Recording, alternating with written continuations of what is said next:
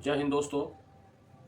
इन दिनों शिक्षा विभाग में सक्षमता परीक्षा उत्तीर्ण शिक्षकों का जो स्थानांतरण और पदस्थापन के मामले में जो बात चल रही है, और देखने से भी लगता है कि पुरुष शिक्षकों के साथ ये सरकार काफ़ी प्रताड़ना कर रही है। क्योंकि हर एक महीना में शिक्षा विभाग नियम कानून और चिट्ठी पर चिट्ठी इशू करता है, और कोई नियम ही कानून नहीं है। हर दिन नियम कानून बदलता है। आपको याद होगा कि जब केस संख्या 1942 जो चल रहा था, उसमें बिहार सरकार की तरफ से शिक्षा विभाग के अपर मुख्य सचिव के पाठक ने ये एफिडेविट दिया था, और उस एफिडेविट में अंकित है कि नियोजित शिक्षकों को जबरदस्ती स्थानांतरण नहीं किया जाएगा। अगर परीक्षा देंगे भी, यदि फेल कर जाएंगे तो उसको हटाया नहीं जाएगा, ये एफिडेविट में है। और जो परीक्षा देंगे, पास भी कर जाएंगे और वो नहीं जाना चाहेंगे तो उनको जबरदस्ती नहीं भेजा जाएगा, उसको जबरदस्ती नहीं स्थानांतरण एवं पदस्थापन किया जाएगा। अब इन दिनों जो नया नियमावली आया है, उसमें कहा गया है कि सभी नियोजित शिक्षक जो विशिष्ट शिक्षक बनने के लिए सक्षमता परीक्षा उत्तीर्ण हुए हैं, उन सभी को अप्लाई करना ही होगा और उन सभी को जाना ही होगा। मतलब अप्लाई जब करेंगे तो जाना ही होगा। आप अपने तरफ से आवेदन दीजिए और आवेदन को वो स्वीकृत करेंगे। ये शिक्षा विभाग पुरुष शिक्षकों के साथ एक प्रताड़ना कर रहा है, ये मानसिक तनाव दे रहा है। शिक्षा विभाग बच्चे लोगों को जो है पढ़वाना नहीं चाहते हैं, बच्चे को पढ़ाई में डिस्टर्ब करना चाहते हैं, और एक बार इस तरह से नियम कानून को जो है घोर उलट पुलट कर देना। माननीय नीतीश कुमार गांधी मैदान में बोले थे कि शिक्षकों को हल्का परीक्षा लेकर के उन सभी को राजकर्मी का दर्जा दे दिया जाएगा। ये नहीं कहा था कि 10 अनुमंडल से दूर। फिर शिक्षा विभाग में ये भी मामला आया कि क्या मामला आया कि गृह प्रखंड, गृह जिला, ये सब मामला आया था। लेकिन सरकार अभी जो डॉक्टर एस सिद्धार्थ साहब नियम कानून को उलट फेर कर दिया है।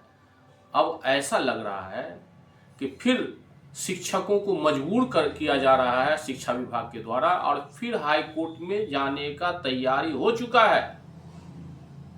अब देखिए, मैं बता रहा हूं कि सोचिए कि आप सभी को मालूम होगा कि कहा गया था कि जो बीमार हैं, जो बहुत ही काफ़ी बीमार ग्रस्त हैं, उसको ऐच्छिक स्थानांतरण होगा। ये जो है बीमारी, जो पेशेंट है जो डायलिसिस पर चल रहा है, जो खराब बीमारी में चल रहा है, वो 2%, 30%, 4% है।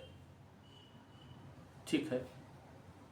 और ये भी कहा गया था कि ऐच्छिक स्थानांतरण होगा। शिक्षक लोग बहुत खुश थे। अब क्या षड्यंत्र, क्या इसमें राज है, क्या चाल है, या बहुत बड़ा गेम है, या शिक्षा विभाग को स्थानांतरण एवं पदस्थापन में एक मोटी कमाई है?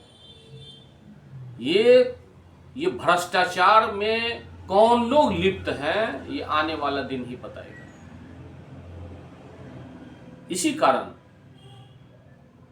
भाजपा के जो जितने मेंबरान हैं, जितने एमएलसी हैं, सब यह नीति के खिलाफ है। यह नीति का खिलाफ और विरोध कर रहा है। आप कल के वीडियो में आप देखे होंगे, श्री नवल किशोर यादव साहब जो बीजेपी के एमएलसी हैं, वो स्टेटमेंट दिए हैं। आज भी मैं कुछ अंश उनका दिखा रहा हूं। अब सरकार भी इनके मांग को मान ली कि स्थानांतरण करने की जरूरत है, तब कानून बनाया। तो स्थानांतरण करने की जरूरत है, इसका मतलब क्या कि फिर से एक नया फांसी पर लटका देना, एक रस्सी से निकाल के दूसरा रस्सी में फांसी पर लटका, जहन्नुम में भेज सकते हैं। लेकिन शिक्षा जहन्नुम में भेजने से नहीं दिया जा सकता। आपको प्रैक्टिकल अप्रोच में फैक्ट पर आना ही पड़ेगा। कंफर्ट जोन नहीं, जो सुविधाजनक, हम लोगों ने लड़के ऐच्छिक स्थानांतरण की नीति बनाया था, जो इधर सरकार पता नहीं तो रोज दिन कानून बनाता है, रोज बिगाड़ लेता है शिक्षा विभाग। शिक्षक को और महिला शिक्षकों को फर्स्ट प्रायोरिटी, महिला शिक्षकों को जहां वो सुविधाजनक चाहती हैं और एडजस्टमेंट हो सकता है तो कर देना चाहिए। हम सुविधा देने के लिए ना स्थानांतरण कर रहे हैं। स्थानांतरण के पूर्णिया में फसल है कहाँ के, तो भभुआ के। वो भभुआ जब पूर्णिया में रख के क्या करेगा?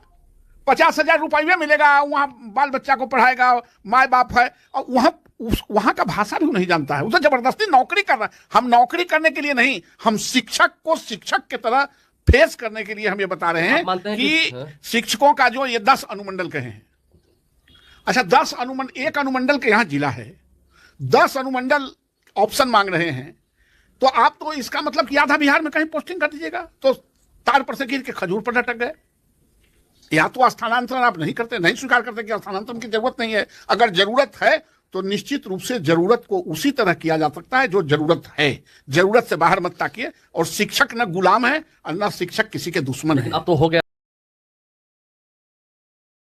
तो आपने देखा, हाँ आपने देख लिया।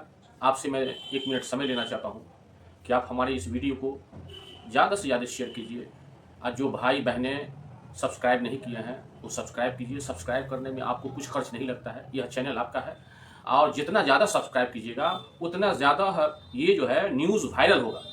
क्योंकि आप सभी के साथ शिक्षा विभाग अन्याय, जुल्म और मानसिक प्रताड़ना कर रहा है। यह चैनल आपके लड़ने के लिए है। आज के दौर में देखा गया है कि प्रिंट मीडिया भी रिचार्ज कूपन है।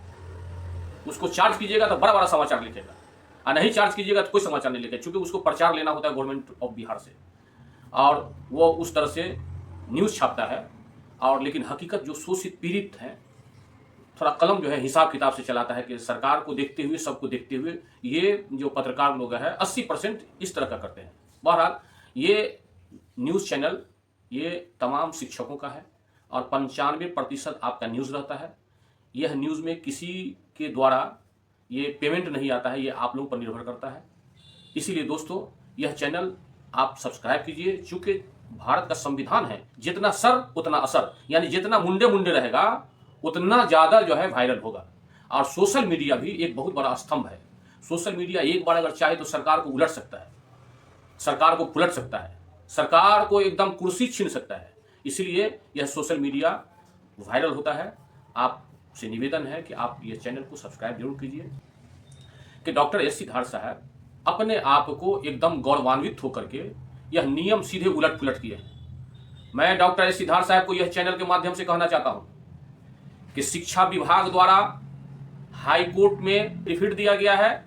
उस एफिडेविट में श्री के पाठक साहब साफ अंकित किया है कि नियोजित शिक्षक को जबरदस्ती स्थानांतरण नहीं किया जाएगा। जो परीक्षा पास भी करेंगे उनको भी जबरदस्ती जो है मजबूर नहीं किया जाएगा, स्थानांतरण नहीं किया जाएगा, पदस्थापन नहीं किया जाएगा। ये स्वेच्छापूर्वक नियोजित शिक्षक 60 साल के लिए है, तो उसकी सेवा 60 साल तक ली जाएगी। और शिक्षा विभाग जबरदस्ती इसको स्थानांतरण और पदस्थापन नहीं कर सकता है। अगर नियोजित शिक्षक विशिष्ट शिक्षक परीक्षा में फेल भी कर जाएंगे तो इसको हटाया नहीं जा सकता है। तत्पश्चात ये हुआ कि नियोजित शिक्षक बहुत बड़ा खंबा है, बुलडोजर है, इसको कोई डोला नहीं सकता है। ये नियोजन इकाई से होता है। और सरकार चाह भी, शिक्षा विभाग चाह भी कि नियम कानून जो हटा दें, प्राधिकार को हटा दें, लेकिन माननीय उच्च न्यायालय ने प्राधिकार को नहीं हटाया कि नहीं, नियोजित शिक्षकों का कोर्ट अलग है, इसको आप नहीं हटा सकते हैं। नियोजित शिक्षकों का कोर्ट प्राधिकार है, वो रहेगा।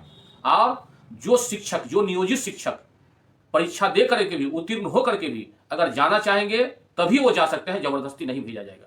मैं डॉक्टर एस सिद्धार्थ साहब को ये ध्यान आकृष्ट करते हुए कहना चाहता हूं कि एक एसीएस जनाब के पाठक साहब एफिडेविट दे दिए कोर्ट में, वो नकल भी है, साफ है। केस संख्या 1942 और फैसला का डेट है 2/4/2024। इसके पेज नंबर 44 में क्रमांक 18 पर साफ अंकित है, पूरा डिटेल में है, आप देख लीजिए। इसलिए दोस्तों तमाम शिक्षकों हैं, जो पुरुष शिक्षक है उसको माने घबराने की जरूरत नहीं है। आपको मन चाहे तो आप अप्लाई कीजिए, नहीं हो तो नहीं अप्लाई कीजिए, आपको जबरदस्ती नहीं भेज सकता है। हाँ, बीपीएससी शिक्षकों के लिए खुशखबरी है, वो कम से कम अपने गृह जिला में जरूर जाएंगे। महिलाएं के लिए भी खुशखबरी है, जबकि महिलाओं को भी जो है ऐसा दे दिया गया कि ना अपने मैके और ससुराल ये जो जगह है उस पंचायत उस शहर में उस वार्ड को छोड़ करके अन्य वार्ड में अन्य पंचायत में दिया जाएगा। ठीक है, महिलाएं शिक्षकों के लिए खुशखबरी है, बीपीएससी शिक्षकों के लिए भी खुशखबरी है। सरकार का मंतव्य ही है कि सबको लड़ा दें और अपना जो है कुर्सी मजबूत करें। मैं तमाम शिक्षकों को कहना चाहता हूं कि सरकार किसी के हक में ठीक नहीं कर रही है। आप तमाम शिक्षक एकजुट से रहें, एक शक्ति से रहें, आपस में भेदभाव नहीं करें। आप तमाम शिक्षक जब एक रहिएगा तो कोई बिहार का कोई भी सरकार आवे उसे डुला नहीं सकता है। हर 5 साल में ये सरकार बनती है, बिगड़ती है, और आप लोग तो जो है 60 साल के लिए है। 60 साल सरकार का सेवा कीजिए। अब हो सकता है कि शिक्षा विभाग में 2 साल और एक्सटेंशन हो जाए, 62 हो जाए, निश्चित होगा, ये भी मांग चल रहा है। दोस्तों, मैं इतनी बात के साथ में अपनी बात खत्म करता हूं। आप इजाजत दीजिए, हमारे वीडियो को जरूर ज़्यादा से ज़्यादा शेयर कीजिए। जय हिंद, जय भारत।